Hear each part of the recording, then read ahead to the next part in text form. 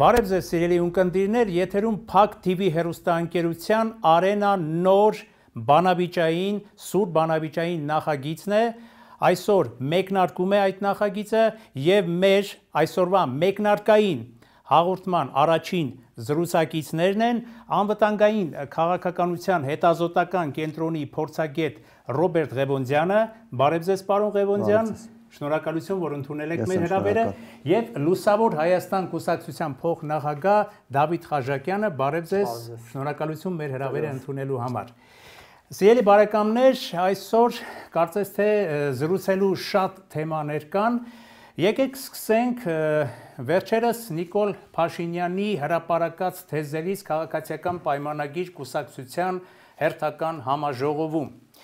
Նիկոլ Փաշինյանը այս համաժողովում արդեն կարելի ասել հպարտորեն հայտարարեց, կարծես թե վերջնականապես հայտարարեց, որ խաղաղությունը, այսքան սպասված խաղաղությունը Հայաստանի եւ Ադրբեջանի միջև արդեն հաստատվել է։ Կարող եմ ձեզ շնորհավորել այդ արդի վերջնականապես վերջնական խաղաղության հաստատման համար։ Եվ իհարկե նաև ձեր կարծիքը հարցնելով, իհարկե հաստատվել է արդյոք վերջնական խաղաղությունը Հայաստանի եւ Ադրբեջանի միջև։ Պարոն Ղևոնդյան, սկսենք ձեզանից։ Շնորհավորելու բան իհարկե կա, պետք է շնորհավորել, քանի որ Հայաստանը եւ Ադրբեջանը կարողացել են մի փաստաթուղթ ստորագրել, որը խաղաղության ճանապարհ է բացում եւ որը իրականանալու դեպքում կդառնա իսկապես գոնե կարճաժամկետ հեռանկարում տարածաշրջանում կոնֆլիկտի ձեռք պահելու կարևոր գործոն, բայց դա չի նշանակում, որ այս պահին մենք խաղաղություն ունենք։ Իհարկե հարաբերական առումով կա խաղաղություն, որովհետեւ կրակոցներ չկան, ակտիվ ռազմական գործողություններ չկան եւ այլն, բայց իրական խաղաղության մասին մենք կարողանանք խոսել այն դեպքում, երբ սահմանները բացվեն, երբ փոխադարձ առևտուր սկսվի, տարանցիկ ուղիները սկսեն աշխատել, մարդիկ կարողանան անցնել մեկը մյուսի երկրով դեպի երրորդ երկրներ եւ նույնիսկ այդ երկրներ գնալ գալ։ Ես կարծում եմ միայն այդ ժամանակ, երբ առաջին այդ երևույթների մեկ ականատես կլինենք, նոր կարելի կլինի խոսել, որ այն խաղաղությունը, որի մասին պայմանավորվել են Հայաստանը եւ Ադրբեջանը, արդեն եկել է։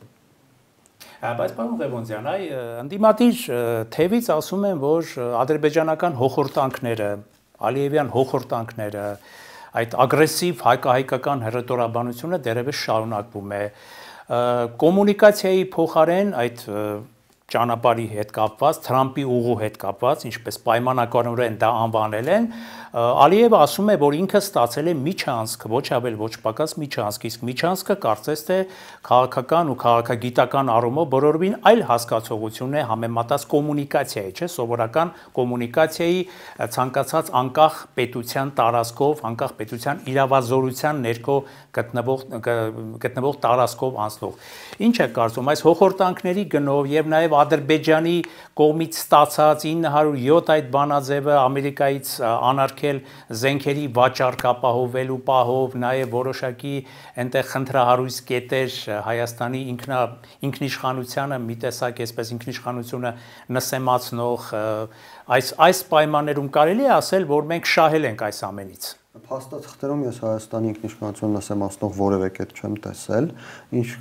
կապված է նրա հետ, որ Ալիևը հայտարարություններ է անում, հայտնի անեկդոտա ասում է դու էլ ասա, Ալիևը շատ բան կարող է ասել, իրականությունը այն է, ինչ գրված է, եւ եթե նորից նշենք, եթե դա իրականություն դառնա, եթե դա աշխատի, եթե մենք տեսնենք բաց սահմաններ, եթե տեսնենք գնացք, որը անցնում է Հայաստանի սահմաններով, Հայաստանի իրավազորության ինքնիշխանության ներքո, եւ նորից նշեմ, որ շնորհավորելու բան կա, որովհետեւ փաստաթղթերով, այն փաստաթղթերով, որոնք ստորագրվել են, ամեն ինչ դրական է Հայաստանի համար եւ այն շրջանակներում է, ինչի մասին Հայաստանը խոսում էր վերջին տարիներին։ Ինչ վերաբերում է 907-րդ բանաձևին, ես նշեմ, որ 907-րդ բանաձևը չեղարկել է Թրամփի գործառույթների սահմաններում չէ, 907-րդ բանաձևը կարող է չեղարկել միայն Միացյալ Նահանգների կոնգրեսը, իսկ նման բանաձև կոնգրես այս պայմանությամբ ներկայացված չէ, այլ հարց է, որ Թրամփը 1 տարով չեղարկել է ըստ իր ունեցած գործառույթների 907-րդ բանաձևի կիրառումը եւ Ադրբեջանը այո կարող է ռազմական տեխնիկա ստանալ։ Ես նշեմ, որ վերջին 24 տարիներին վտանգավոր բան չի մեզ համար մանավանդ 2001 թվականից բոլոր նախագահները ամեն տարի բացի 1 տարի Բայդենից բոլոր նախագահները ամեն տարի 1 տարով չեղարկել են, դրա հնարավորությունը նրանք ունեցել են եւ սա նորություն չէ, ուղղակի Բայդենը նախորդ տարի չէր չեղարկել 907 բանաձևը աշխատում էր, Ադրբեջանը չէր կարողանում ստանալ, հիմա Թրամփը նորից չեղարկեց 1 տարով։ Ինչ վերաբերում է ընդհանուր առմամբ Ադրբեջանի կողմից արվող այդ ոչ կառուցողական գործողություններին, որովհետև ես գտնում եմ, որ կան հայտարարություններ, կան քայլեր, որոնք Ադրբեջանը կատարում է եւ որոնք չեն տեղավորվում օգոստոսի 8-ին Վաշինգտոնում կայացված համաձայնությունների շրջանակներում, այո, Ադրբեջան միջանցք է ասում եւ այլն, փախստականների վերադարձ Հայաստան, բեմականացում են անում Ստեփանակերտում իբր թե ինչ որ հայ մարդ ինչ որ բան է ցանկացել անել եւ այլն, ես կարծում եմ այստեղ Միացյալ Նահանգները ունի գործողություններ, որովհետեւ փաստացի իրենց երաշխավորությամբ են այդ համաձայնությունները կնքվել եւ վերջին բանաձևը, որը ներկայացվեց ներկայացուցիչների պալատ, առայն որ Ադրբեջանի մի շարք պաշտոնյաների նկատմամբ կարող են պատժամիջոցներ սահմանել, հավանաբար իմ գնահատմամբ Միացյալ Նահանգների կողմից Ադրբեջանի նման դրսևորումները զսպելու միտում ունեն։ Շատ լավ, պարոն Խաչատուրյան, խոսքը ձեզ, ինչ կարծիքի եք այս հարցի շուրջ։ Օպոնենտիս վերջին մտքից սկսել, որ Ամերիկայի Միացյալ Նահանգների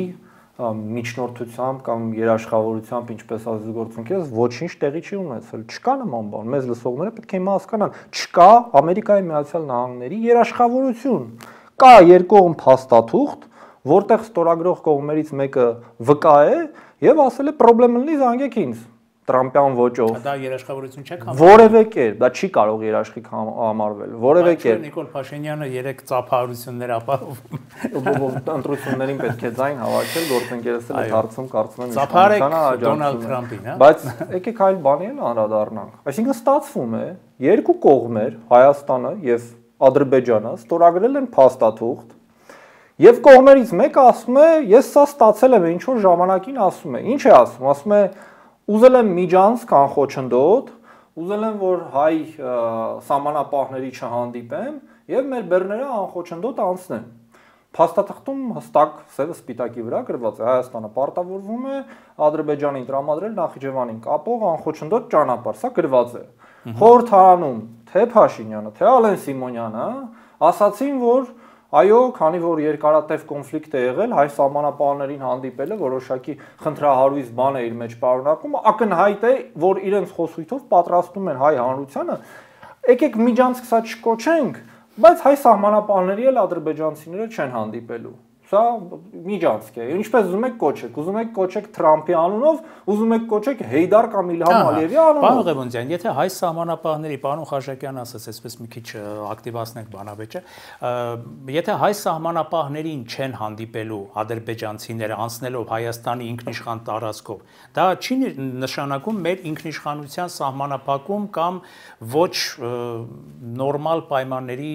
թելադրանք, պարտադրանք Հայաստանին։ Նախ նշեմ, որ ամենակարևոր բառը այդ նախադասության մեջ եթեն է, որովհետև չկան հստակ պայմանավորվածություններ, հանդիպելու են հայ սահմանապահներին, թե ոչ, գործընկերս էլ ասաց, որ ազգային ժողովում ասացին, որ հասկանալի է այդ մոտեցումը, բայց որևէ մեկը չի ասել, որ իսկապես չեն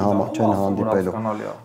Դուք ասացիք, Նիկոլ Փաշինյանը եւ Ալեն Սիմոնյանն են ասում։ Ես չեմ ասում։ Ես ձեզ հետ չէ, բայց դա անկալելի բան է։ Ես ձեզ հետ համաձայն եմ այդ հարցում, որովհետեւ կարող է եւ հասկանալի չլինել, բայց դուք նշեցիք, որ այդ մարդիկ ասել են հասկանալի է։ Այսինքն, եթե կողմերը ասում են, որ մենք հսկողություն չենք անելու, հայ սահմանապահ չի լինելու, էլ ինչ եք խոսափում միջանցք ասել։ Ով է ասում, որ չեն անելու։ Հենց դա եմ ես վիճարկում, որ Նիկոլ Փաշինյանը եւ Ալեն Սիմոնյանը չեն ասել, որ հայ սահմանապահ չի լինելու։ Նրանք ասել են, որ Ադրբեջանի մտահոգությունները հասկանալի են։ Ինչը նշանակում որ դա անելու են։ Դա ձեզ համար է նշանակում, ինձ համար դեռևս չի նշանակում։ Կանենք կտեսնենք աջակցությունը։ Շատ լավ, հիմա դուք եք Բարավեջին, ձեր մոտեցումը ինչպեսի է, եթե այնտեղ հայ սահմանապահ չլինի, դա կլինի միջանցքի վերջո, թե ոչ։ Եթե, տեսեք, այստեղ կա մի կարևոր գործոն, եթե Վրաստանի սահմանին, Թուրքիայի սահմանին, Ադրբեջանի այլ սահմաններին, Իրանի սահմանին լինեն հայ սահմանապահներ, իսկ այդտեղ չլինի, դա կլինի որոշակի առավելություն Ադրբեջանին։ Եթե բոլոր սահմաններին չլինեն, չի լինի։ Ոնց կարա բոլոր սահմաններին չլինի հայ սահման։ Դուք այդպիսի ցամաքային սահման գիտեք, որտեղ սահմանապահ չկա։ Այո, ես գիտեմ այդ ցամաքային սահման ամբողջ Եվրամիության տարածքում, որևէ որը, այո, որը շատ ճիշտ եք ասում, որտեղ Եվրամիությունը փոխադարձ տվել է այդ առավելությունը, Հայաստանը պարտադրաբար տվել է անխոչնդոտ ճանապարհ միայն Ադրբեջանին։ Դուք էլ նշեցիք փոխադարձ։ Դուք չթողեցիք վերջացնեմ նախադասությունը։ Եվ այդ դեպքում, եթե ադրբեջանցիները կարողանան անցնել առանց հայ սահմանապահներին տեսնելու, փոխադարձ առավելությամբ, ըստ փաստաթղթերի, որտեղ դա գրված է, հայն էլ, որը անցնի Նախիջևանը, օրինակ Մեղրի գնալու, նա էլ պետք է չհանդիպի ադրբեջանցի սահմանապահ։ Եթե այդպես չլինի, ես համաձայն կլինեմ, որ այստեղ միակողմանի առավելություն է տրված։ Պարզա չէ, մենք հիմա ինձ համար պարզ չի, պարոն Խաչատյան, ինձ համար պարզ չի, ես խոսում եմ փաստերով, ոչ չեմ խոսում նրանով, ինչը ենթադրում եմ։ Փաստը հետևյալն է, ունենք փաստաթուղթ, փաստաթղթի մեջ գրված է անխոչնդոտ բառը, փաստաթղթի մեջ գրված է ինքնիշխանություն բառը, իրավազորություն բառը, փոխադարձ առավելություն բառը, եւ դրանք բոլորը իրար հավասար հասկացություններ են այդ փաստաթղթի տրամաբանության մեջ։ Այսինքն եթե թե ինչպես կմեկնաբանվեն, տեսեք, ես կիսում եմ ձեր մտահոգությունը, որ կարող են մեկնաբանվել այլ կերպ եւ կարող է աշխատել այլ կերպ, բայց երբ կմեկնաբանվեն եւ կաշխատեն, քննադատն որ Ալիևը ասում է, ես պահանջել եմ սա, այո, գրել են ինքնիշխանություն, տարածքային ամբողջականություն։ Դրանք էլ պահանջում են Հայաստանը։ Հետո բանավոր խոսքի մեջ ասպեն ճիշտ է, սա անխոչնդոտ ճանապարհ է, ճիշտ է, հայ սահմանապահներ երևի թե պիտի չլինեն, էլի։ Հիմա կողքից ինչքան ուզում եք, այդպիսի բառեր կպցրեք։ Նույն բանավոր խոսքի մեջ իրականությունն է, որ դա ինքնիշխանություն չի։ Նույն բանավոր խոսքի մեջ ասում են ինքնիշխանությունը լինելու է։ Ոտնահարում է։ Ախր դուք պատկերացնում եք Հայաստանի դուք ինքնիշխանությունը պատկերացնում եք երկու պետություն, օրինակ ասենք, չգիտեմ, Ֆրանսիան եւ Գերմանիան, այո, ունեն սահմաններ, որտեղ չկան սահմանապահներ։ Մի միություն է։ Երկու երկրի քաղաքացիները հավասարազոր գնում գալիս են։ Հայ-վրացական հարաբերությունները որքան էլ բարեկամական են, սահմանը անցնում ենք, հանդիպում ենք վրացի սահմանապահին, վրացի անցնում են, հանդիպում են հայ սահմանապահին։ Հիմա այս փաստաթղթում գրել են մի անխոչնդոտ ճանապարհ, փոխադարձ առավելություններ, օրինակ կարող են լինել մաքսային փոխադարձ առավելություններ։ Մենք ձեզ ենք արտոնություն սահմանում, դուք մեզ, բայց անխոչնդոտ ճանապարհը մեկն է գրած։ Հիմա մենք մեր հանրությանը կանգնում ասում ենք, գիտեք,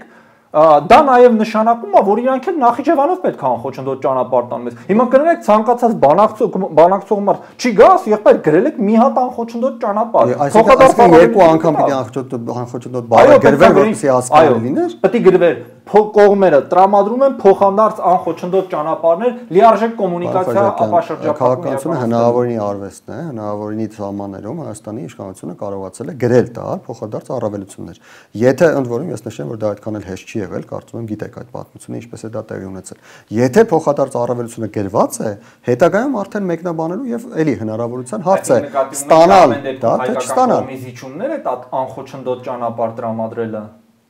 Ես նկատի ունեմ, որ այն ինչ գրված է փաստաթղթում, եթե իրականացել հավասարությունը այդ երկրորդ բարձր եղել փոխադարձ առավելությունները նշել, բայց նշվել է այդ բարձությունը հաղթահարվել է եւ հնարավոր է եղել։ Շատ լավ։ Այսինքն Ադրբեջանը բերել է փաստաթուղթ, որտեղ գրված է եղել անխոչնդոտությունը, սա ֆիքսել են երկու կողմերը, որ Հայաստանը Ադրբեջանը փաստաթուղթ չի բերել, Ադրբեջանը փաստաթուղթ չի բերել, ոչ էլ Հայաստանն է փաստաթուղթ բերել։ Փաստաթուղթը, որը առաջարկվել է Հայաստանին եւ Ադրբեջանին, ունեցել է եւ այն բառը եւ այն բառը։ Ադրբեջանը չի համաձայնել, հետո համաձայնել։ Կարծում եմ դուք էլ գիտեք ինչպես է դա տեղի ունեցել։ Ադրբեջանի կամ Թուրքիայի կառավարական կաբինետներում է կազմված։ Սա ակնհայտ է, որովհետեւ բոլոր դրույթները, որոնք նկարագրված են, երբեմնի հնչած Ադրբեջանի պահանջներն են, փոխադարձ առավելությունն էլ ես հասկանում եմ։ Ինքնիշխանությունը, իրավազորությունը, տարածքային ամբողջականությունը եւ փոխադարձ առավելությունները Հայաստանի պահանջներն են, որոնց Ադրբեջանը երկարաժամանակ չէր համաձայնում։ Տեսեք, այստեղ արդեն ձեր թեզը որ համաձայնվել է արդեն վերջնականապես։ Դա փոստի ստորագրել են ադրբեջանը։ Լավ, ամեն ինչ ճիշտ է, բայց երկու կողմն էլ ասում են մենք պայմանավորվել ենք, որ այստեղ հայ սահմանապահ։ Պարոն Խաչատյան, փաստացի ինչ կա։ Փաստացի ադրբեջանցիները անցնում են առանց հայ սահմանապահներին հանդիպելու։ Հիմա ոչ։ Չէ, հիմա ոչ։ Փաստացի, եթե անցնեն, հնարավոր է որ հայերն էլ անցնեն առանց կասկածի տակ եք դնում, որ դա լինելու է, հետեւաբար կասկածի տակ եք դնում, որ խաղաղության օրակարգը, որի համար դուք մեզ շնորհավորեցիք, իրական չի։ Ես կասկածի տակ որևէ բան չեմ դնում։ Դե ասում եք լավ չի ոնց կլինի։ Որ այս բանին ունենք փաստ, ստորագրված փաստաթուղթ, որտեղ նշված է անխոչնդոտ մեկ անգամ, ինչպես դուք եք ասում, փոխադարձ առավելություն։ Ոչ թե մեկ անգամ, այլ մի կողմի որպես պահանջ։ Եվ մյուս կողմում էլ գրված է, որ փոխադարձ առավելություններ պետք է ստանա Հայաստանը։ Հիմա դուք նշում եք, որ ադրբեջանցիները կանցնեն, ես էլ նույն փաստաթղթին հվում անելով նշում եմ, որ այդ դեպքում էլ հայերն էլ կանցնեն։ Ինչքան հավանականություն կա, որ ադրբեջանցիները չեն հանդիպի հայ սահմանապահների, նույնքան այս պահին հավանականություն կա, որ մենք չենք հանդիպի։ Այսինքն ստացվում է, որ մենք հիմա քննարկում ենք մի փաստաթուղթ, որը արդեն հայ հանրությանը վաճառվել է որպես խաղաղություն, բայց ինքը նոյեմբերի 9-9-րդ կետի նման, որ Փաշինյանը անդադասում էր, մենք այդպես բան չենք պայմանավորվել, այդպես մի բան է դարձել, որ փաստորեն մենք չգիտենք դա ի վերջո ոնց կարա լինի, եւ կարա չլինի նաեւ ոնց որ նոյեմբերի 9-9-րդ կետը կյանքի չկոչվի։ Ողջական ցանկացած փաստաթուղթ կյանքում կարող է իրականություն չդառնալ, եթե կողմերը չցանկանան, կողմերից մեկը փորձի դա։ Կողմերից մեկը չի փոխել իր դիրքորոշումը, 5 տարի է։ Ասում եմ, մեզ պետք է միջանցք տա։ Վերջում են ասել, ստացել եմ միջանցքը։ Ես հենց հիմա նշեցի մի կոնկրետ դրույթ, որտեղ այդ կողմը համաձայնության է եկել, թե համաձայնություն չէր գալիս։ 4 սկզբունքների վերաբերյալ համաձայնություն Ադրբեջանը չէր տալիս երկար։ Չէ, հիմա միջանցքի հետ կոնկրետ միջանցք են քննարկում։ Կոնկրետ միջանցքի հետ կապված հարցում, այդ անցման հետ կապված, ճանապարհի հետ կապված հարցում կողմերից մեկը Ադրբեջանը չէր համաձայնում մեր Հայաստանի կողմից առաջարկվող 4 սկզբունքներին։ Հիմա դա չենք համաձայնում։ Շատ լավ, գրածը հասկացանք։ Ոչինչ չկա, ես էլ ասում եմ։ Չէ, գրածը երկար բանավիճեցինք, ոնց դա հասկացանք։ Հարցս հետեւյալն է։ Հիմա երբ որ քննարկվում է կողմերը ի վերջո համաձայնության եկել են թե չէ։ Դուք ասում եք կողմերը եկել են համաձայնության խաղաղությունը կարող իրար շնորհավորենք։ Ես ասացի։ Դե մոտավորապես ես ասում եմ խաղաղություն կարող է լինել, եթե այդ փաստաթղթերը իրականություն դառնան։ Հիմա պարզվում է, որ այդ փաստաթղթի ստորագրման նախորդ օրը եւ հաջորդ օրը Ալիևը ասում է մենք ուզել ենք միջանցք եւ ստացել ենք այդ միջանցքը։ Հիմա հայ քաղաքական շրջանակները, իշխանությունները ասում են դա միջանցք չի, եկեք դրա անունը կոչենք Թրամփի ուղի։ Պարոն Խաչատրյան, մենք էլ ասում ենք մենք ցանկացանք 4 սկզբունք եւ ստացել ենք 4 սկզբունք։ Որտեղ այստեղ հակասություն է ես չեմ։ Այսինքն փաստացի մենք ուզեցել ենք ստանալ մի փաստաթուղթ, մի բան, որը ստորագրենք, առանց իմանալու դրա իրականացումը ինչպես պետքա լինի, ի վերջո համաձայնեցնելով սկզբունքային կետեր, ու ասում ենք սա մեզ բավարար է։ Սրա հիման վրա կշարունակենք։ Ես արդեն նշեցի, որ դա բավարար չէ։ Փաստաթղթերը պետք է implementացվեն իրականություն դառնան եւ իրականություն պետք է դառնան այն տրամաբանությամբ, որովհետեւ մենք ունենք փաստաթուղթ, որը կարող է որը ստորագրման հաջորդ օրվանից տարընթերցումների տեղիք է տալիս ըստ ձեզ։ Ես չեմ ասել տարընթերցումների մասին, ես բանոց չեմ ասել։ Ալիևը ասում է միջանցք է, մենք ինչ ենք դուք որպես ինչ է նշանակում, նախ եկեք հասկանանք, ինչ է նշանակում միջանցք։ Անխոչնդոտ ճանապարհ, որը չպետք է իրականացվի մյուս կողմի արտատարածքային բնույթ ունեցող ճանապարհ։ Այդ արտատարածքային անվանումը կամ ինքնիշխանություն, դրանք բնորոշումներ են։ Ասենք Հայաստանի ինքնիշխանությունը սահմանափակող գործոն է սա։ Հիմա տեսեք, եթե որևէ երկիր քո տարածքով բան է անցկացնում եւ քո սահմանապահը տեղ չի որ հսկի, դա Եվ ինքն էլ ասում է, որ սահմանապահի ու ադրբեջանցու իրար չհանդիպել չի նշանակում, որ սահմանապահը այդտեղ չի, սահմանապահը կարող լինել կողքի սենյակում, օրինակ։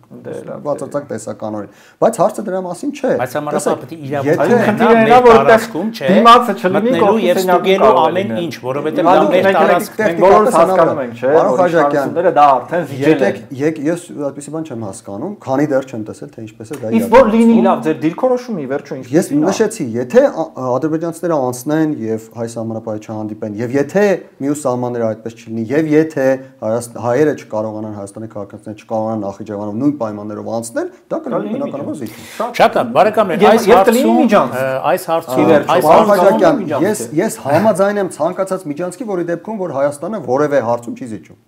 Ինչու եք դուք խուսափում միջանցք բառից։ Ես արտատարածքայինից եմ խուսափում։ Արտատարածքային միջանցքը ինքը տեղից զիջումն է։ Հենց միջանցքն է զիջումը։ Պարոն Խաչատրյան, ինչ է նշանակում միջանցք։ Միջանցք նշանակում է ճանապարհ, որի անվտանգությունը ըստ էության դու չես հսկում, որտեղ դու չկաս որ հսկես։ Հարցը դրա մասին է, արդյոք Հայաստանը չի հսկելու այդ անվտանգությունը այդ ճանապարհի միջանցքը։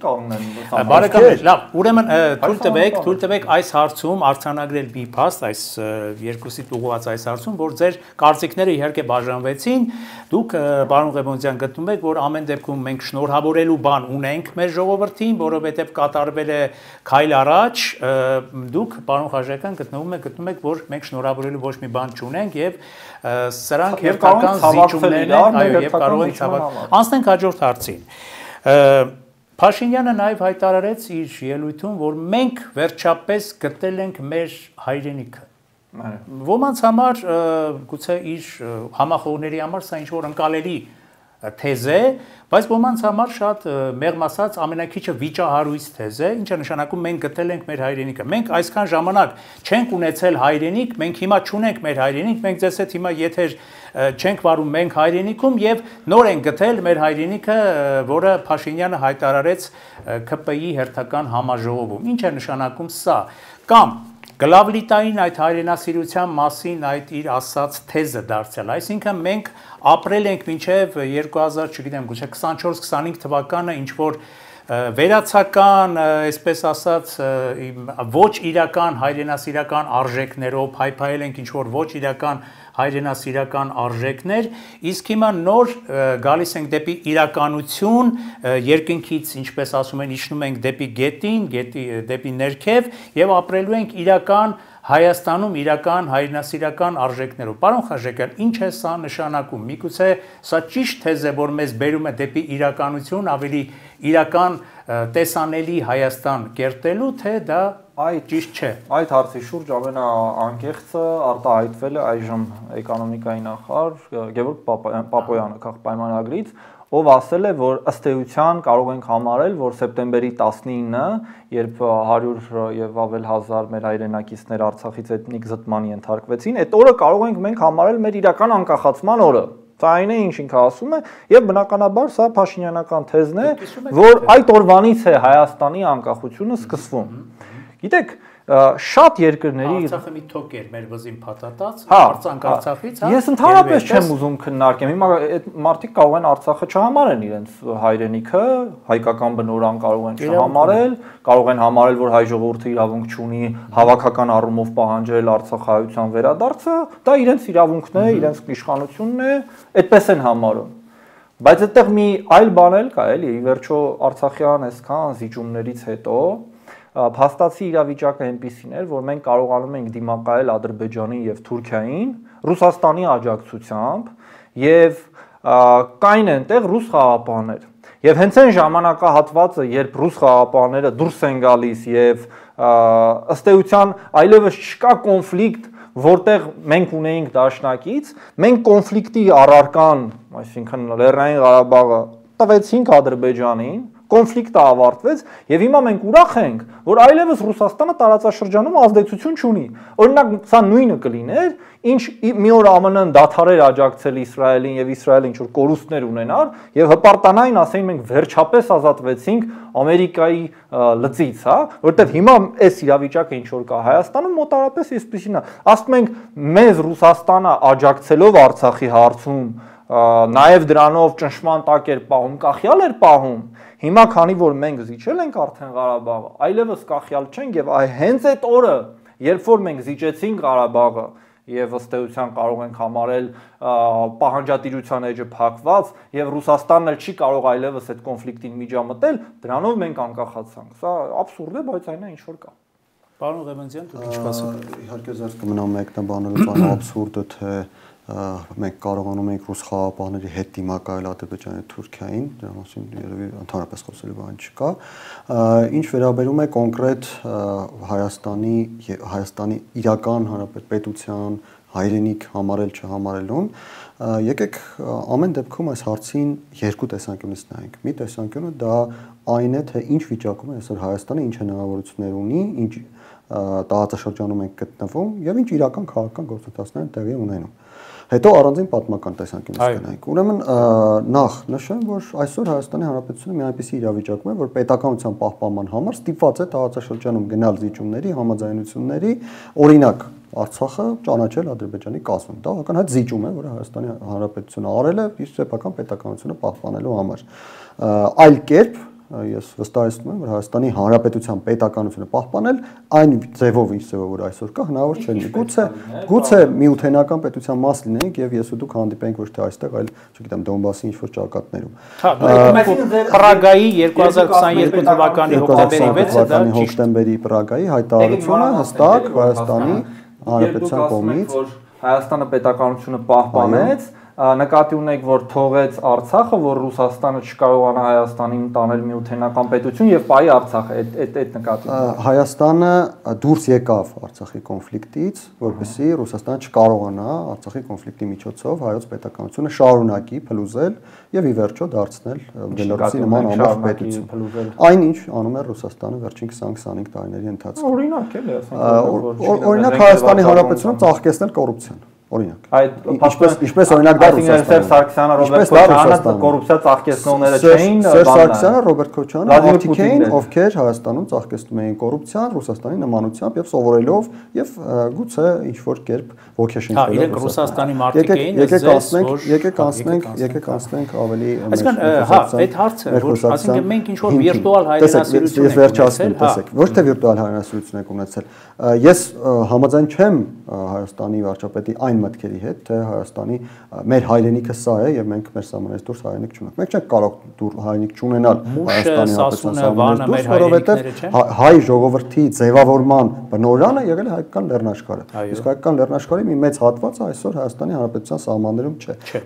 Բայց մյուս կողմից այսօր դա պատմական կտրվածքով եւ ընդ որում ես պատմական կտրվածքով համոզված եմ, որ սահմանները երբեք հարախախ չեն մնում։ Եկեք ուշադրություն դարձնենք 2700-ամյա հայկական պետականությանը։ Չկա մեկ դար, որ 1 թվականից մինչև 99 թվականը Հայաստանի սահմանները մնան աղաղտ։ Չի եղել այդպիսի դար։ Ցանկացած դարում կամ մեծացել կամ փոքրացել են Հայաստանի սահմանները։ Հետո ինչու մեղադրել, պարոն Ղևոնդյան, մեր անցյալներին, այսպես ասած, մեր նախնիներին, որ մենք այդ ժամանակ կարծես թե տառապել ենք ինչ որ վիրտուալ վերացական հայրենասիրության, սուտ հայրենասիրության, որոնք իրական հողի վրա չի եղել այդ հայրենասիրությունը։ Ես ինչու եմ ասում, որ պետք է նաև իրական քաղաքական գործընթացների տրամաբանության մեջ դիտարկել հարցին։ Խնդիրը հետևյալն է, այս պահին մենք, որպեսզի կարողանանք պահպանել Հայաստան պետությունը, ստիպված ենք Ադրբեջանի եւ Թուրքիայի հետ գնալ համագործակցության, ունենալ որոշակի բաց սահմաններ, ունենալ հնարավորություն ազատ շնչելու, ունենալ զարգանալու հնարավորություն, տնտեսական կապեր ձևավորել եւ ի վերջո այն սպառնալիքը, որը անընդհատ կա մեր պետականությանը, որոշակիորեն հեռացնել մեզնից։ Դա վերաբերում է ոչ միայն Ռուսաստանին, դա վերաբերում է եւ Թուրքիային, եւ Ադրբեջանին, որոնք շատ մեծ ցանկությամբ կցանկանային զարթնել, տեսնել, որ Հայաստանը պետք գոյություն չունի, հայեր գոյություն չունեն եւ այդպես ուրախ զվարթ ապրել իրենց համար։ Բայց ինչի գնով։ Բայց հենց տեսեք, խնդիրը հետեւյալն է։ Այսինքն դուք համարում եք, որ երբ Փաշինյանը ասում է վերջ, սա խաղաղություն է, այն որ մենք պայմանավորվել ենք դա երաշխիք է, միևնույնն է, ձեզ ադրբեջանցիք ու թուրքերը երազում են, որ հայերը այս տարածաշրջանում չլինեն։ Պարոն Խաչատյան, մենք էլ երազում ենք, որ թուրքերը այս տարածաշրջանում չլինեն։ Ես նման երազանք չունեմ։ Ես չեմ կարծում, որ կան հայեր, ովքեր որ եթե շատ ուշադիր նայեն իրենց հոգու խորքը, չէին ցանկանա զարթնել եւ իմանալ, որ թուրքերը գնացել են հետ Ալթայ, որտեղից որ եկել են։ Հարցը դրա մասին չէ։ Հարցը դրա մասին չէ։ Հարցը նրա մասին է, որ կան երազանքներ, կան մտքեր, որոնք կարելի է այդպես բարի փերիներին վերագրել, կա իրական քաղաքական գործընթաց։ Իրական քաղաքական գործընթացը հետեւյալի մասին է, որ այսօր գոյություն ունի 29743 քառակուսի կիլոմետր, որը միջազգային հանրությունը, ընդ որում բոլորը ճանաչում են որպես Հայաստանի Հանրապետություն, եթե մենք դա չամրագրենք, եթե մենք դա չհաստատենք, եթե տարածաշրջանում այդ հիմքով չփորձենք քաղաքական գործընթացներ իրականացնել, ապա մենք կարող ենք նաև դա կորցնենք։ Իսկ մինչև Փաշինյանը ինչու էր տարբեր, մենք ինչա նստած մտածում էինք ըստ ձեզ կամ ըստ ձեզ պարոն Խաչատյան միայն Մուշի ու Սասունի մասին Թուրքիայից հողային պահանջներ էինք ներկայացնում, չգիտեմ ինչ, հիմա ինչ որ մտայնություն ենք փոխում, ինչ որն է ուզում եմ ասել, էլի սրա համեցեք սխալվեմ, մինչև ուրեմն Փաշինյանը Հայաստանի Հանրապետությունում գործում էր մի ռեժիմ,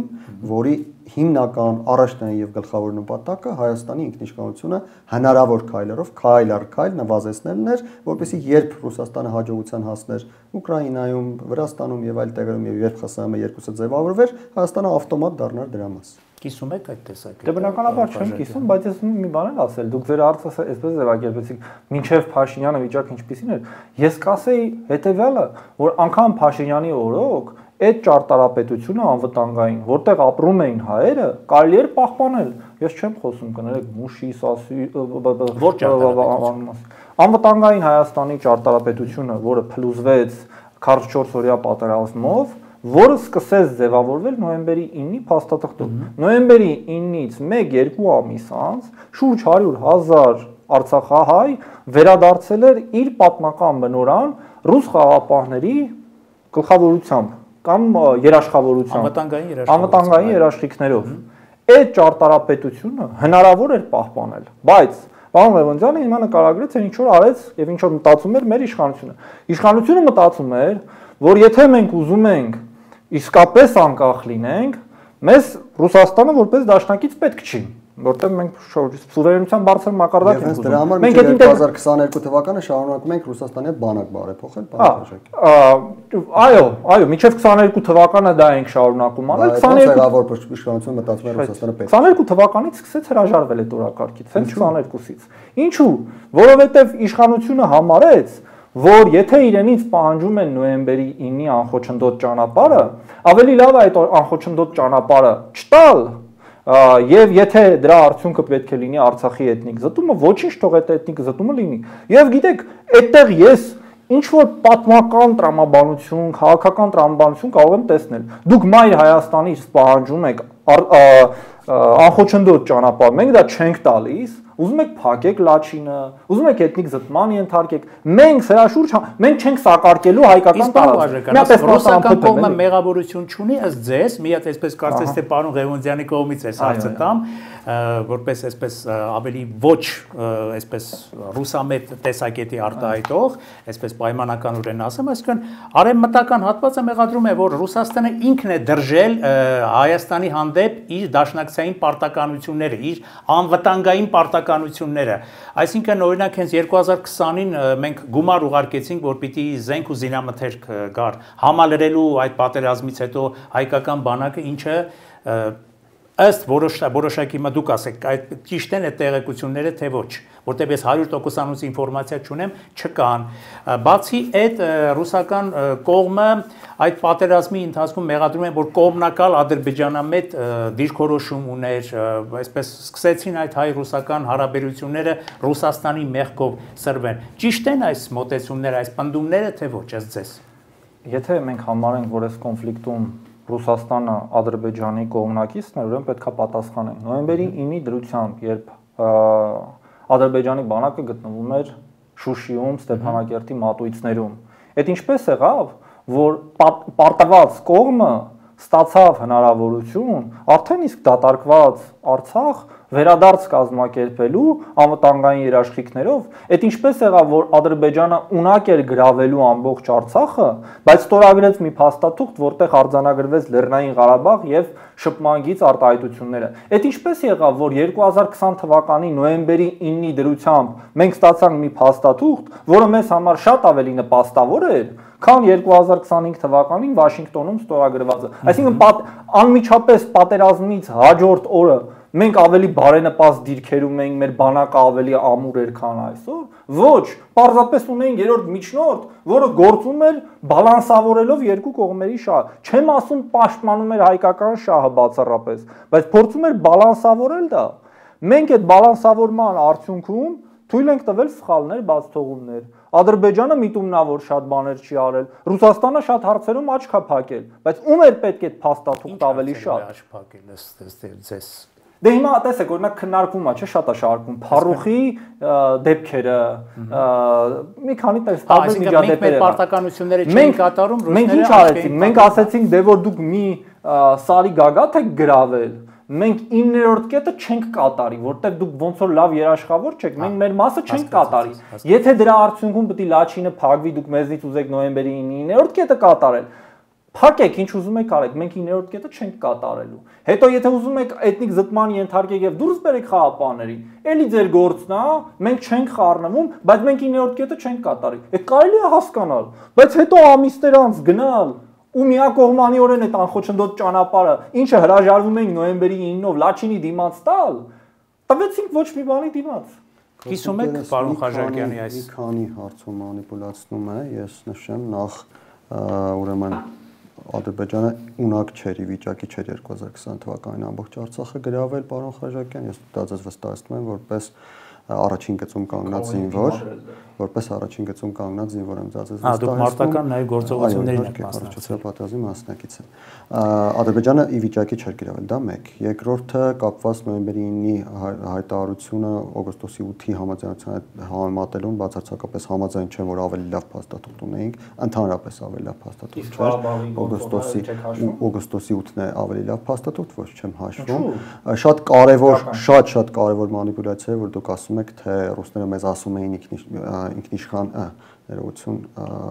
անխոչնդոտ ճանապարհ տվեք, ռուսները մեզ չէին ասում անխոչնդոտ ճանապարհ տվեք, ռուսները մեզ ասում էին տվեք ճանապարհ, որը արտատարածքային էր։ Նրանք տարբեր բան են։ Նոյեմբերի 9-ի հայտարարությունից ես անխոչնդոտ բառը չեմ տեսել։ Այնտեղ գրված է, որ Հայաստանը պետք է ապահովի, որ Ադրբեջանը եւ Նախիջևանը իր հետ կապվեն։ Հենց անխոչնդոտ բառն է գրված։ Անխոչնդոտ կապվեն Ադրբեջանը եւ Նախիջևանը, բայց ռուսները մեզնից պահանջում էին ճանապարհ, որտեղ ցանկապատ էին իրենք ցանկանում դնել։ Դուք շատ լավ գիտեք, ես չգիտեմ, մեր հերոստատիտողի մասը տեղեկություններ, որ Հայաստանից պահանջել են 5 կիլոմետրանոց ճանապարհ, ուսի ցանկապատներ կառուցեն։ Որտեղից տման տեղեկատվություն, մի հատ հղում է։ Ես կուղարկեմ ձեզ տեղեկատվություն։ Չէ, հիմա մենք հարաբերական բանավիճում ենք, այդպես ես էլ կարող եմ ասել, Փաշինյանը համաձայնել է, որ ադրբեջանցի զինվորները պետք է հասկեն նոյեմբերի Հայաստանում նման տեղեկությունները շատ լավ տարածվում են, ես համոզված եմ, որ դուք այդ տեղեկատվությանը ծանոթ եք, որտեղից է այդ տեղեկատվությունը, իհարկե չեմ ցանկանում անուններ տալ, բայց կարծում եմ ծանոթ եք, թե ծանոթ չեք, ես ձեզ կներկայացնեմ։ Այսինքն հիմա դուք պնդում եք, ես ուրիշ բան եմ ասում, որ Ռուսաստանը պահանջում էր արտատարածքային չնայած որ գրված էր անխոչնդոտ, բայց ձեր հիմնավորումը այն է, որ ինչ որ կուլիսներում ինչ որ sense բաներ էր։ Կուլիսներում որևէ բան չի ասում։ Բա հրապարակային հղում արեք մեզ լսողը տեսնի։ Դուք նշում եք, ասում եք Ալիևը սա է հայտարարում, մերոնք էլ են հայտարարում։ Ես հղում եմ անում Ալիևին, դուք էլ հղում արեք որևէ ճկլասի ռուս պաշտոնյայի։ Ճկլասի պաշտոնյայի հղում չեմ անի, ես հղում կանեմ Հայաստանի Հանրապետության վարչապետին։ Հայաստանի Հանրապետության վարչապետ Փաշինյանը ասում էր, որ նույն բանը առաջարկել են ռուսները չեն համաձայնվել։ Ընդհանրապես օրեր առաջ է նման հայտարարություն տալ Հայաստանի Հանրապետության վարչապետը, նույնը ինչ Միացյալ Նահանգներում եղել է օգոստոսի 8-ին առաջարկել են։ Այսինքն Թրամփի ճանապարհի տիպի մի ճանապարհ են առաջարկել ռուսական կողմին, ռուսական կողմը չի համաձայնվել։ Միացրեք նայեք Փաշինյանի հայտարարության մեջ։ Ռուսական կողմը ասում է մենք գրել ենք անխոչնդոտ ճանապարհ, ձեր սուվերենության ներքո է, այս անխոչնդոտ ճանապարհը կազմակերպեք, մենք ասում ենք չէ։ Ռուսները ցանկացել են եւ անընդհատ հայտարարում են դրա մասին, ցանկացել են ունենալ սեփական վերահսկողություն Հայաստանով հաստող ճանապարհի նկատմամբ։ Ամերիկացիները, այսինքն ռուսական հատուկ ծառայությունների վերահսկողություն։ Ամերիկացիները իրենց հատուկ ծառայությունների վերահսկողություն չեն ցանկանում Հայաստանում։ Ու դա գնահատում եք ավելի լավ է, քան այս վիճակը։ Եթե մի դեպքում կա երրորդ երկրի հատուկ ծառայություններ, մյուս դեպքում չկան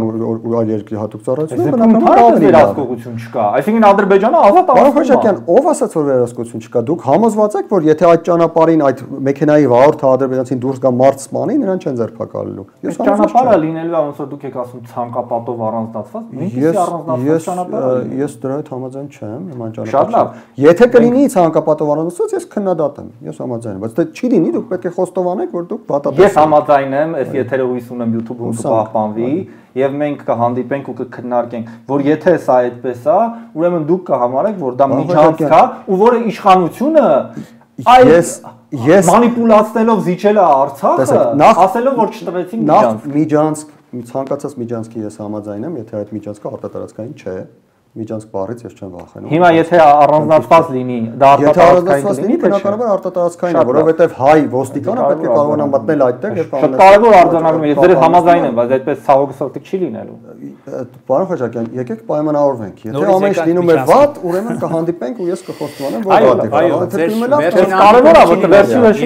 վերջին իհարկե, սա շատ կարևոր հանգուցային կետ է, որի շուրջ կարելի է խոսել ու խոսել։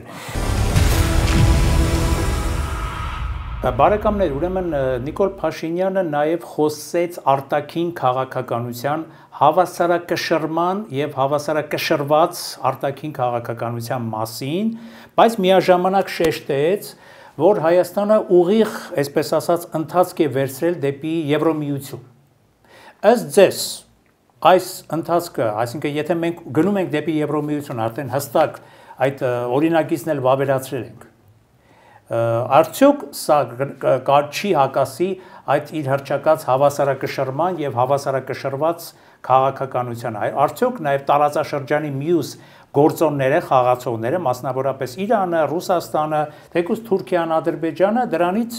չեն տրամադրվի Հայաստանի դեմ բացասականորեն։ Ինչ է սա նշանակում։ Իմաստուն նոր քաղաքականության հայանպաստ ճիշտ քաղաքականության ворտեգրում Նիկոլ Փաշինյանի եւ իր թիմի կողմից, թե բոլորովին հակառակը։ Մենք Երևանում չենք գնում վերջին տվյալներով, մենք Շանհայյան կազմակերպությանն ենք անդամակցության հայտ տվել, որը եւս տնտեսական համագործակցության ձևաչափ է եւ մենք հիմա Շանհայ ենք գնում, այնպես որ Եվրամիության այդ օրենքը կարծում եմ շուտով կչեղարկվի եւ կընդունվի նոր օրենք, որ Հայաստանը գնում է ինտեգրման դեպի Շանհայյան կազմակերպություն։ Հասկանում եմ գործընկերոջը սեգնանքը, իսկապես ես էլ եմ տարակուսած, ինչու ենք մենք գնում Շանհայ, այո, հայկյանքը հասկանալի է, բայց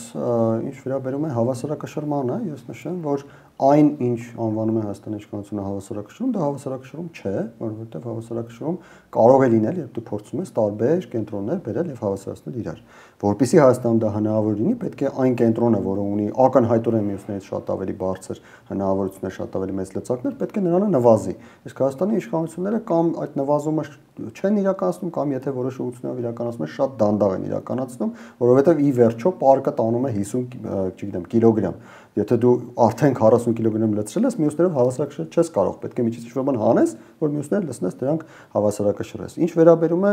Եվրամիությանը, ապա Հայաստանը, սա արդեն առանց հեգնանքի, առանց հումորի,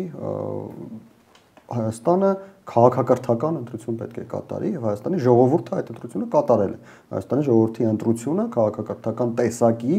հետ ասոցիացվելն է, դա Եվրամիությունն է, Հայաստանը քաղաքակրթորեն Եվրամիության մաս է։ Այլ հարց է, որ Հայաստանի իշխանությունները այս քաղաքակրթական ընտրությանը պիտի հետևեն, բայց նույնիսկ եթե հայտարարում են, թե հետևում են, գործողություններում իհարկե տարակուսանք են առաջացնում։ Ես կասեի, որ քաղաքակրթությունը դա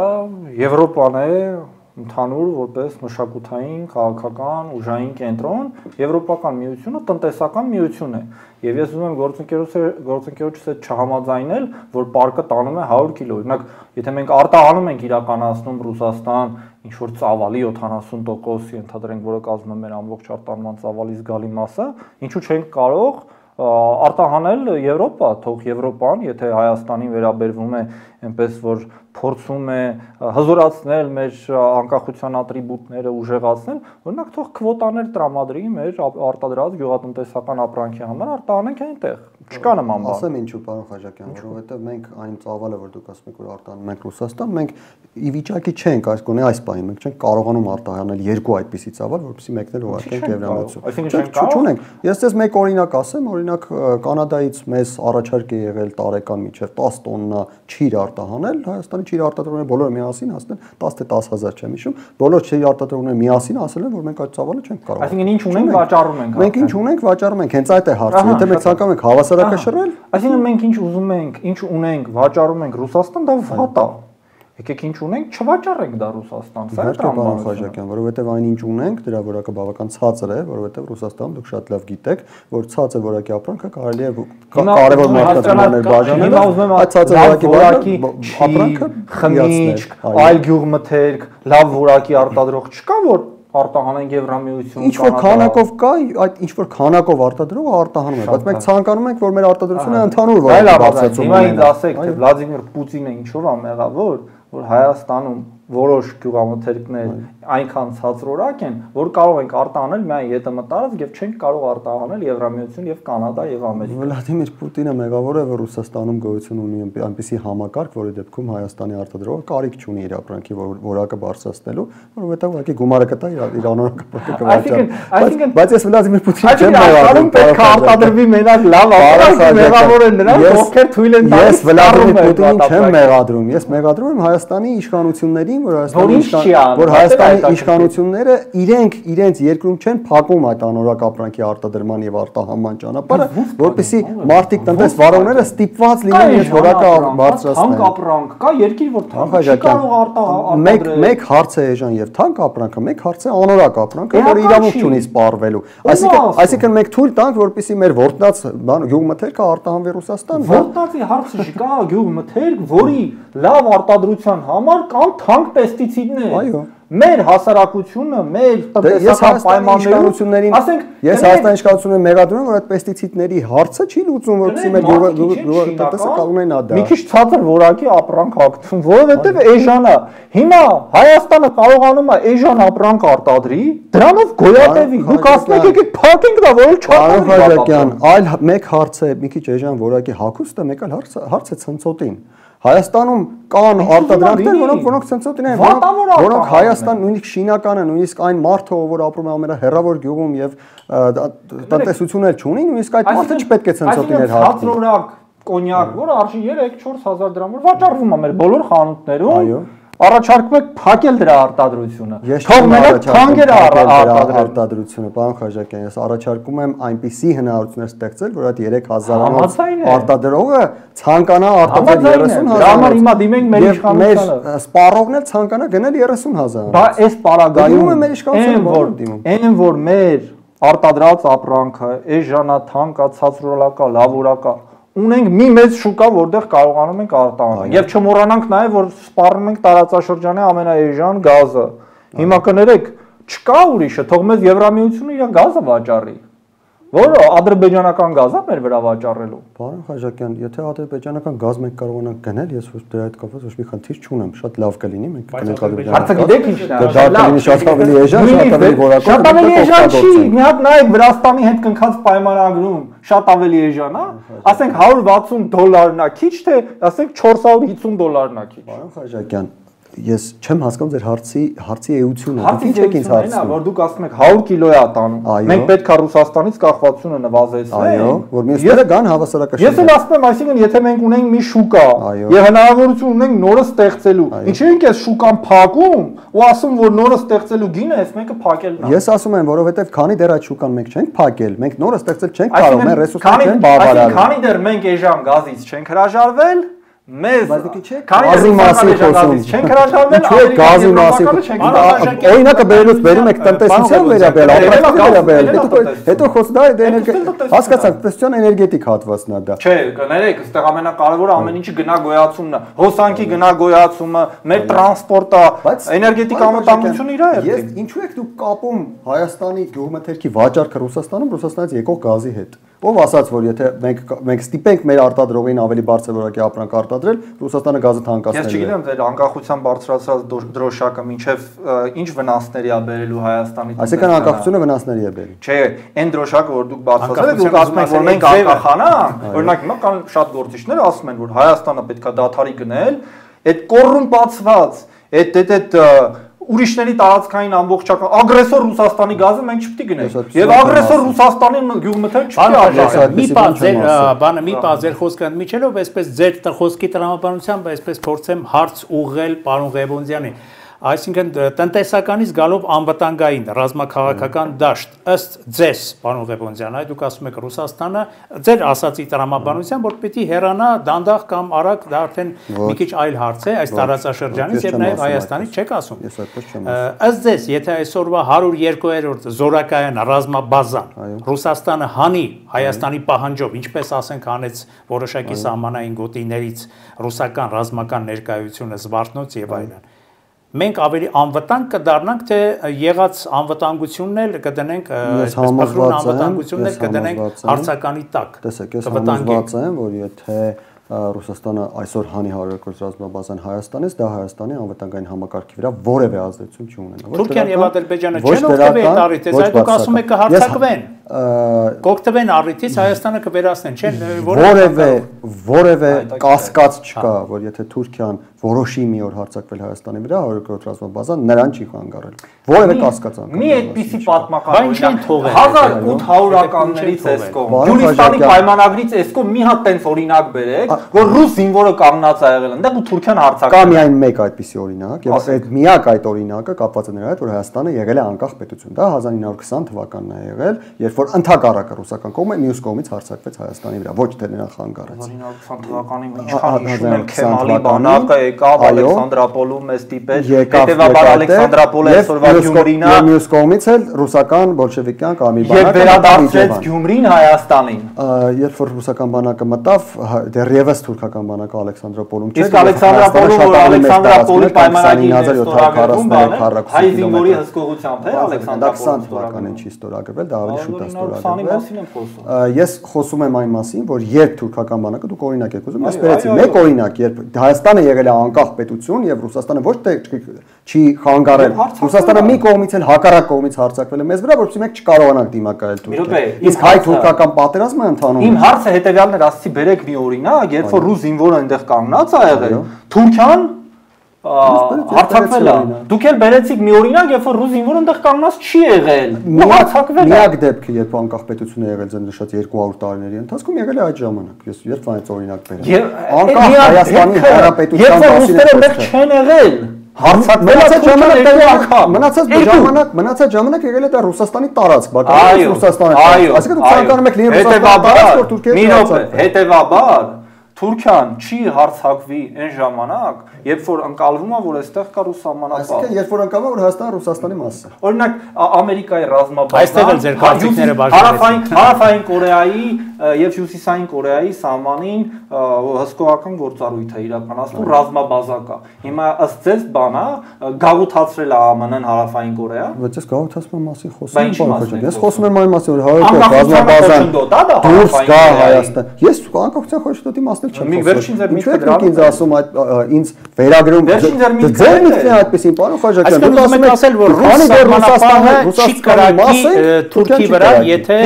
ես ուզում եմ ասել որ եթե հեռանա 100 ռազմաբազան հիմա մենք Ռուսաստանի մաս ենք չի փոխվի հիմա մենք պարոն Խաչատյան դուք ասացիք որ քանի դեռ Ռուսաստանը եղել ռուս զինվորները չեն ասել 100-200 ռազմաբազան այնտեղ ձեր նշած 1800-ականներից մինչև այսօր անցել է 200 տարի մոտավորապես 200 տարվա ընթացքում բացառությամբ 34 գումարած 2 տարիների մնացած ժամանակ մենք եղել ենք Ռուսաստանի մաս։ Եվ այս 34 տարիների ընթացքում նման բան տեղի չի ունեցել։ Ինչու տեղի չի ունեցել։ Որովհետև այնտեղ շարունակում է ռուս համապատասխան կանգնած։ Ես համոզված եմ, որ տեղի չի ունեցել բացարձակապես այլ աշխարհակաղակական իրողություններ։ Այն իրողություններում, երբ որ Թուրքիան մտնում է Սիրիայի սահմանում 15 այն իրողություններում, երբ որ Միացյալ Նահանգների նախագահը զանգում է Թուրքիայի նախագահին եւ խորհուրդ է տալիս Հայաստանի նկատմամբ ինտերվենցիա իրականացնել։ Այդ իրողությունների պայմաններ։ Երբ է դա եղել։ Եղել է 1990-ական թվականներին։ Բոլոր պատմական բայց հակառակ կողմն էլ ասում է որ հենց Ռուսաստանի ներկայությունը ցանկանայի նաև այս վերջերը որ Փաշինյանը ասում էր Թուրքիայի եւ 16-ը մեր դեմ օգտագործել այդ ժամանակ Բայդենը կամ Տրամպը ինչ չզանգեցին։ Ներեցեք ես ցանկանայի արտահայտել ձեր խոսքին, որին ես ասացի որ ես համաձայն չեմ, կհիշեցնեք ձեր խոսքը։ Որ ես ասացի ոչ ես այդպես չեմ ասում, համաձայն չեմ։ Որ խոսքն էր դա ես ձեր բանավեճի ընթացքում երևի թե անվտանգային քաղաքականության անվտանգային քաղաքականության առումով Նիկոլ Փաշինյանի հա հիշեցի ներողություն գլավլիտային այդ երբ որ դուք ասում եք այսինքն մենք ապրել ենք երբ որ դուք ասում եք թե ես կարծում եմ որ Ռուսաստանը պետք է հեռանա ես չեմ կարծում որ Ռուսաստանը պետք է հեռանա Ռուսաստանի ես չեմ կարծում որ Ռուսաստանը մեր տարածաշրջան գործում պետք է չլինի որովհետև դա հնարավոր բան չէ Ռուսաստանը մեր տարածաշրջանից չի հեռանում հիմա կասեմ դա Ռուսաստանը մեր տարածաշրջանից չի հեռանալու Ռուսաստանը մեր տարածաշրջանում միշտ գործոն լինելու է այստեղ հարցը բացարձակապես այլ բանի մասին է այն մասին է որ Ռուսաստանի եւ այլ պետությունների մրցակցությունը մեր տարածաշրջանում պետք է լինի հավասար հիմունքներով եւ բալանսավորված այդ դա է բալանսավորումը ոչ թե այն որ Փաշինյանը ասում է թե մենք բալանսավորում ենք բայց Ռուսաստանի հետ խորացնում ենք բայց ԵՄ գնալը դա արդեն բալանսի խախտում չի նշանակում առաջի գնալը հարցի այլ կողմն է մենք գնում ենք դեպի ԵՄ մենք ըստ էության ես չեմ տեսնում որ գնում ենք դեպի ԵՄ հենց այդտեղ է հակառուսական ռետորաբանությունը այսօր չգիտեմ պարոն Խաչատյանը կհամաձայնվի թե ոչ գերիշխում է մեր մեդիա դաշտում մի շատ զգալի չափով առաջի ալիքից գալիս է մեր ժողովրդի մեդիա դաշտից ձեր կարծիքով նախապատվությունից, բայց գուցե նաև իշխանական թիմի էսպես։ Գուցե նաև իշխանությունը իրականում արձագանքում է նրան, ինչ նրան տալիս է ժողովուրդը, ցավոք սրտի այս իշխանության գլխավոր խնդիրներից այս պարագայում ինչպես կարող են հայ-ռուսական հարաբերությունները նաև ԵՄ գնալու այդ օրինակիցը հաստատելով չխախտել այդ բալանսը դեպի արևմուտք ըստ էության։ Որովհետև բալանսը արդեն խախտված է դեպի Ռուսաստան։ Անկախ նրանից թե հիմա խախտված է դեպի Ռուսաստան։ Ակնհայտորեն մեր կենտրոնը մայիսին հրապարակեց աշխատություն Հայաստանի կախվածությունների Ռուսաստանից, որտեղ մենք ցույց ենք տվել, որ բազմաթիվ ոլորտներում այնքան տոտալ կախվածություն կա Ռուսաստանից, որ մենք մոտակա 10-20 տարիների ընթացքում ինչքան էլ բալանսավորենք, էլի բալանսավորելու տեղ մնալու է։ այնքան տոտալ է կախվածությունը Ռուսաստանից, էլ տնտեսության մեջ, էլ նույն ռազմական տեխնիկայի մեջ, տեսեք, մենք այլևս ռազմական տեխնիկա Ռուսաստանից չենք գնում, բայց մեր ունեցած ռազմական տեխնիկայի սպասարկումը դեռևս իրականացվում է ռուսական հնարավորություններով։ Ի՞նչն է դրա վատը։ Տեսնում եք Ուկրաինայում ի՞նչն է վատ։ Ռուսական բանակի մոդելը, ռուսական բանակի տեխնոլոգիական հագեցվածությունը մի քանի սերունդ ավելի հին է, քան օրինակ ՆԱՏՕ-ի բանակի տեխնոլոգիական հագեցվածությունը։ Հենց դրանով է։ Ես չեմ որոշում, դա մասնագետներն են ասում, չի կարողանում, այսպես ասած, այդ հնացած տեխնիկայով Ռուսաստանին հավաքական արևմուտքը, ըստ էության Ուկրաինան դա հավաքական արևմուտքի ներկայացուցիչ է։ Հավաքական արևմուտքի որևէ մարտնչում է, չէ, ամբողջ Եվրոմիությունը հավաքական արևմուտքը։ Ես չեմ տեսել որևէ զինվոր Եվրամիությունից եւ Միացյալ Նահանգներից, զինվոր չէ, բայց հսկայական ֆինանսական եւ ռազմատեխնիկական օժանդակություն տալիս է այնքան, որ Ուկրաինան պատերազմին ապահովել Ուկրաինայի հաղթանակը։ Ես նշեմ ինչու, որովհետեւ այն ինչ տալիս է Ուկրաինային, դա բավարարում է, որ Ուկրաինան չպարտվի, բայց չի բավարարում, որ Ուկրաինան հաղթի։ Մարդկային ուժ չի տալիս, այն ինչ տեղի է ունենում Ուկրաինայում գտնվում է վերահսկողության տակ, մինչև վերջերս ընդհանրապես թույլ չէին տալիս նույնիսկ Ռուսաստանի խորքերին հարվածել, իսկ Ռուսաստանը ունի տոտալ առավելություն մարդկանց քանակի եւ զենքի քանակի մեջ։ Տեսեք, նույն զենքով, որով կրակում է Ուկրաինան, կարողանում է վերացնել մի քանի ռազմական միավոր, նույն քանակի ռազմական միավոր վերացնելու համար Ռուսաստանը կրակում է 10 անգամ ավելի։ Դրա մասին նորից խոսում ենք։ Հետևաբար ցավով կարող ենք արձանագրել, որ մեր տարածաշրջաններում Ռուսաստանի եւ Արևմուտքի եւ ԵՄ-ի կամ ԱՄՆ-ի շահերի բալանսավորում նշանակում է դառնալ նրանց շահերի բախման կիզակետ։ Ցավոք սրտի այսօր մոդելը այդպեսին է։ Դուք տեսնում եք այդպիսի վտանգ։ Ոչ թե տեսնում եմ այսօրվա Հայաստանի ворթեգրած, Հայաստանի իշխանությունների ворթեգրած արտաքին քաղաքականության ոչ թե ես վտանգ եմ տեսնում, այլ ես համարում եմ, որ այսօրվա Հայաստանի խոցելի վիճակը Արցախի կորստից մինչև մեր տարածքների խախտելիություն պայմանավորված է հենց այդ գործոնով, որի մեջ մենք հայտնվել ենք, բարեբախտաբար ոչ այնքան, ինչքան հայտնվել է Ուկրաինան այսօր եւ ինչքան ժամանակին հայտնվել էր Վրաստանը 2008 թվականին։ Մեր բախտն է ուղղակի այդ հարցում լբերել, մի քիչ դեռ այդ որոշ կարմիր գծեր չենք հատել։ Հենց կորոշենք այդ կարմիր գծերն էլ հատել։ Դուք ձեզ հակասում եք, պարոն Խաչատրյան, որովհետև դուք ինձ հետ համաձայնեցիք, որ մինչև 2022 թվականը նման բան չի եղել, եւ Հայաստանը շարունակել է գնալ այն ճանապարհով։ Ես դա ձեր խոսքին համաձայնեցի, ասացի, որ ամեն 2022-ից էլ սկսվեց։ Ուրեմն, բա ինչու է դեպքում 2020-ի պատերազմ եղավ, 21-22 թվականի օկուպացիա եղավ, ձեր տրամաբանությամբ։ Որովհետև Հայաստանը չհամաձայնեց ռուսական առաջարկի պլանին։ Իրականում գոյություն ունի միջազգային հարաբերությունների ներկա վիճակ, նորից վերաբերում ենք այն իրական քաղաքական գործընթացներին, որոնք տեղ են ունենում։ Գոյություն ունի միջազգային հարաբերությունների ներկա վիճակ, ու այստեղ ես պիտի համաձայնեմ պարոն Խաչատրյանի հետ, որ ստիպված ենք կամ այդ բախման որոշակի փուլերին առնչվելով բալանսավորել, կամ մնալ մեկ կենտրոնի հույսին, որը այսօր կորոշի Արցախը տա Ադրբեջանը, վաղը կորոշի Սյունիքը տալ, մյուս օրը կասի, որ ես ուզում եմ Թուրքիայի հետ կապ ունենամ, ինչպես 1920 թվականին Հայաստանին նամակ էին ուղարկել եւ պահանջում էին Թուրքիայի հետ ցամաքային կապ ապահովել, եւ այլն եւ այլն։ Այսինքն ամբողջ հարցը հենց դրանում է, էլի, որ 200 տարի մենք համարել ենք, որ ռուսները մեր շատ անվտանգային բացեր լրացնում են, որովհետև տարածաշրջանում բալանսը շատ վատն է Ադրբեջանի եւ Թուրքիայի հարևանության իմաստով, մենք համաձայն ենք եղել իրենց հետ գործընկերությանը, դաշնակցությանը եւ 200 տարի եւ ավել էս պայմաններում եւ Արցախն է եղել իր բնակչությամբ եւ Հայաստանն է եղել։ Հիմա մենք փաստացի սկսել ենք ասել, որ չէ, համաձայն չենք։ Եվ այդ համաձայն չլնելու պահից էլ Արցախը մերը չի։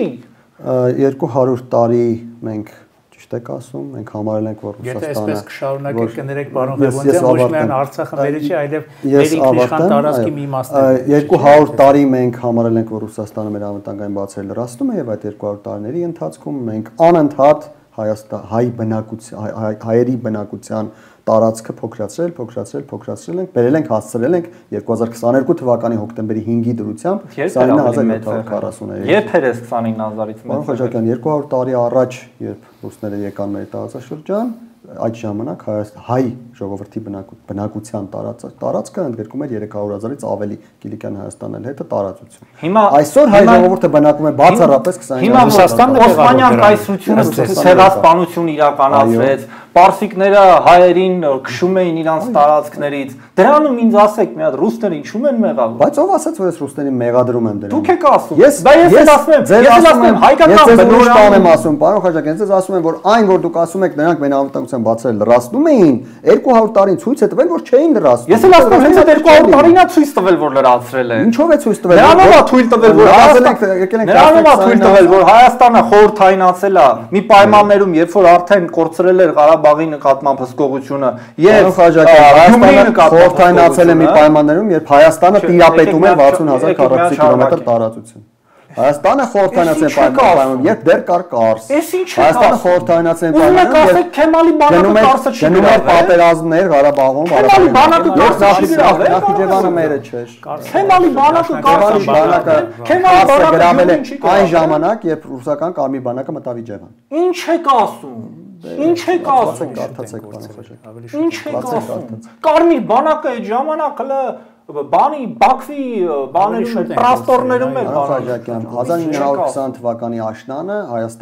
Հայաստանի դաշնակցական կառավարությունը տիրապետում է շատ ավելի մեծ տարածքի, քան 29000 որը արևմտամետ չէր, որը գրավվեց երկկողմանի պատերազմի արդյունքում։ Կարդացեք, ես պատմություն չենք նորից ուսումնասիրել։ Ինչ հետաքրքիր կետի եկաք սա էլ ասեմ ու փորձենք ամփոփել։ Կարծես թե շատերը ասում են, որ այսօրվա Հայաստանի ղեկավարությունը, արևմտամետ ղեկավարությունը շատ նման այդ ժամանակվա դաշնակցական արևմտամետ ղեկավարության, եւ հենց այդ արևմտամետության պատճառով ենք մենք շատ բան կորցրել, պարոն Բեմոզյան, որովհետեւ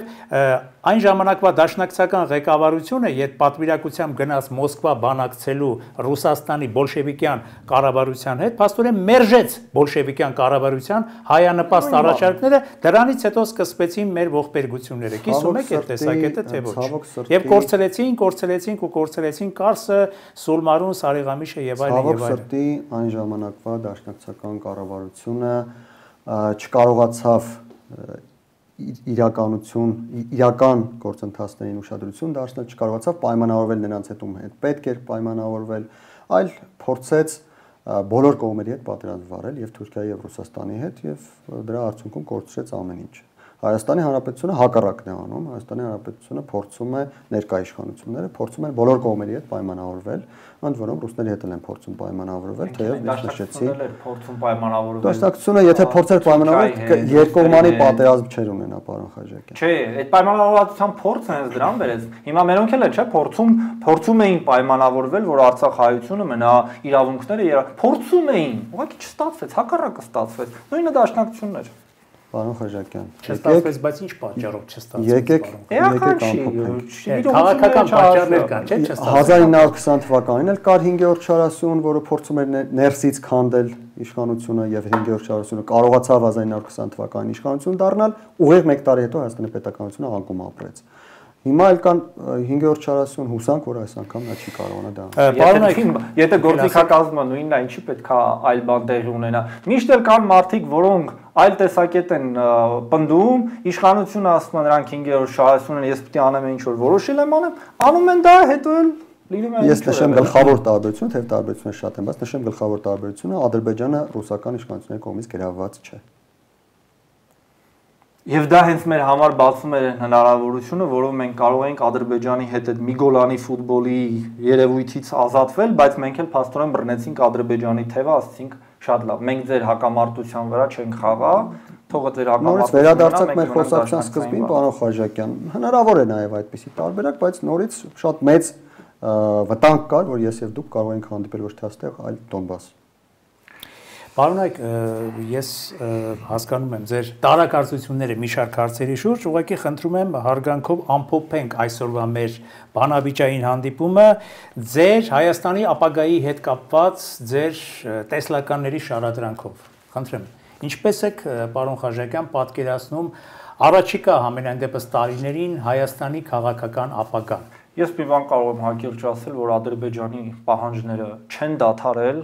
Դա վերաբերում է եւ անկլավներին, եւ 300,000 ադրբեջանցիների վերադարձին, Միջանցքին, մեր սահմանադրությունը փոխելուն, այսինքն մեր երկրի սուվերեն իրավունքի շատ լավ ճանաչել են, էլի մեր երկրի սուվերենությունը, բայց միջամտում են, այդպես էլ է լինում, ես համարում եմ, եթե այս ընթացքը այդպես գնա, ուրեմն կամ ինչ որ պայի իշխանությունը պետք է ասի վերջ, ես համաձայն չեմ շարունակական զիջումներին եւ կրկին մենք հանգենք ինչ որ կոնֆլիկտի շատ ավելի վատ դիրքերից, կամ իշխանությունը պետք է այս ամեն ինչը շարունակի զիջել։ Եթե մենք սրան ուզում ենք չհասնել, ապա մի տարբերակ ունենք առաջիկա ընտրություններին, այս իշխանության ասելու համաձայն չենք ձեր քաղաքականության հետ, համաձայն չենք, որ Ադրբեջանը պետքա լինի մեր սահմանադրություն փոխողը, համաձայն չենք Ադրբեջանին միջանցք տալուն, շատ ու շատ այլ բաներին համաձայն չենք եւ դրանով փորձենք իրողությունները փոխել։ Պարոն Ղեբոզյան, այլընտրանքային տարբերակներ կան, եթե հնարավոր լինի իմպլեմենտացնել այն համաձայնությունները, որոնք օգոստոսի 8-ին կնքվել են Վաշինգտոնում, ապա Հայաստանը կբռնի զարգացման ուղի, բայց դրա հնարավոր լինելու մի շատ կարևոր ներքին խոչընդոտ կա, իհարկե արտաքիններն էլ պետք է հաղթան, բայց ներքին խոչընդոտ կա, դա այս իշխանությունների աշխատանքի հարցում բավական ծույլ մոտեցումն է, եթե Հայաստանի իշխանությունները շատ դանդաղ են աշխատում, վախվորած են աշխատում, շատ հարցերում խոսում են ավելի շատ, քան գործում են, կան հարցեր, որ այդպես չէ, օրինակ ռազմարտությունաբերության հարցում հակառակն է եւ այդ արդիվ եւս մեզ շնորհավորում եմ եւ մեր ժողովրդին, բայց կան հարցեր, օրինակ աշխարհաքաղաքական, օրինակ շինարարության, օրինակ Տրամպի ուղի սարքելու հարցում, օրինակ նոր ճանապարհներ սարքելու հարցում եւ այլն, ավելի շատ խոսում են, քան գործ են անում, շատ դանդաղ են գործ անում։ Եթե Հայաստանի իշխանությունը մոտակա 5 տարում, որովհետեւ ես կասկած չունեմ, որ այս իշխանությունները 2026 թվականին վերընտրվելու են, մոտակա 5 տարում, եթե Հայաստանի իշխանությունը փոխի իր գործելավոճը եւ սկսի արագ իմպլեմենտացնել այն ամբողջ հանձնառությունը, որը կվերցնի նաեւ այս ընթացքում միջև ընտրությունների իր վրա, ապա գործընթացները շատ ավելի լավ տեղ մեզ կտանեն։ Հակառակ դեպքում մենք կարող ենք 5 տարի հետո նորից գալ եւ նորից խոսել, որ սպասում ենք, որ ինչ-որ բան կարող է փոխվել։ Շնորհակալություն պարոն Ղեբոզյան, շնորհակալություն պարոն Խաչատյան այս հաղորդմանը մասնակցելու համար։ Սիրելի բարեկամներ, եթերում Փակ TV-ի Արենա բանավիճային թողարկումներ։ Դիտեք մեր թողարկումները, բաժանորդագրվեք Փակ TV-ին, իսկ մեր թողարկումները կլինեն շաբաթվա մեջ մեկ անգամ։ Շնորհակալություն, կհանդիպենք։